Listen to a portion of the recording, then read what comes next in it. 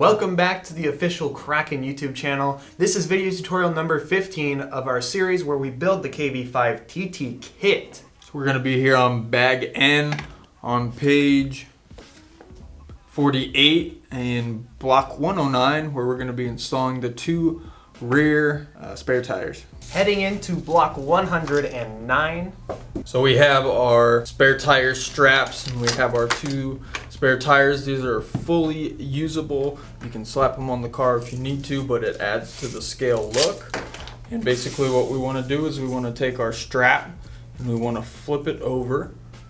And then we want to go here up from the top in the second hole and then come up through the cage and go into the first hole here.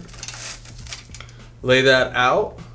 And then there's two notches here, 1 and 2. Those will hold the rim in place, so it just sets right onto there. And then you go through the large opening, getting towards the top, so when you cinch it down, you want to cinch it down evenly and tight. And just like that, you're good to go. Now we can do the second one.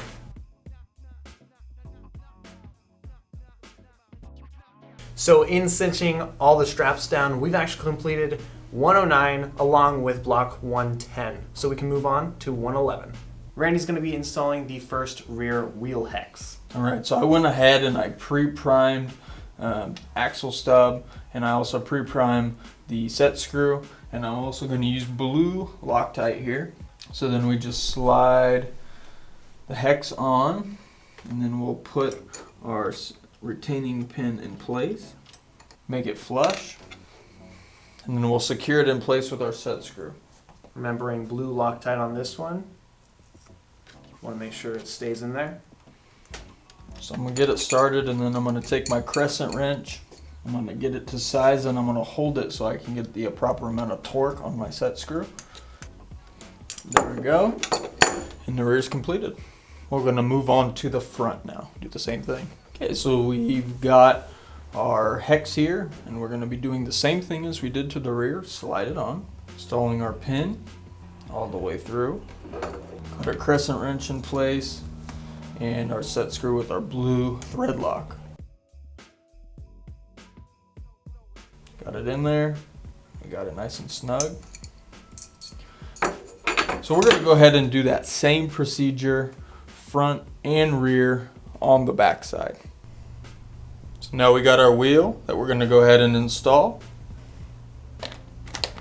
Just go ahead and slide it on until the hex lines up with the wheel, and then you got your wheel nut here. Go ahead and tighten that down. Then we're going to use our crescent wrench. It's a 24 millimeter.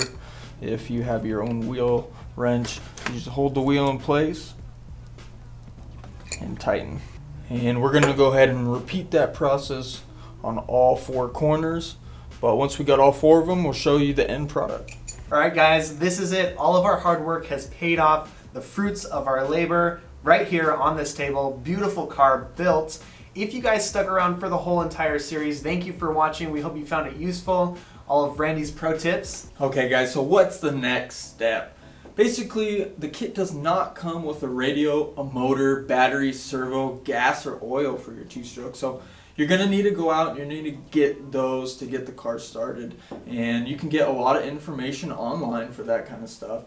And so after that, you're going to need to find a break-in video. YouTube has a ton of information for you on how to break in your 2-stroke motor. But go ahead and find that information, and thank you guys so much for building the car with us. We had so much fun.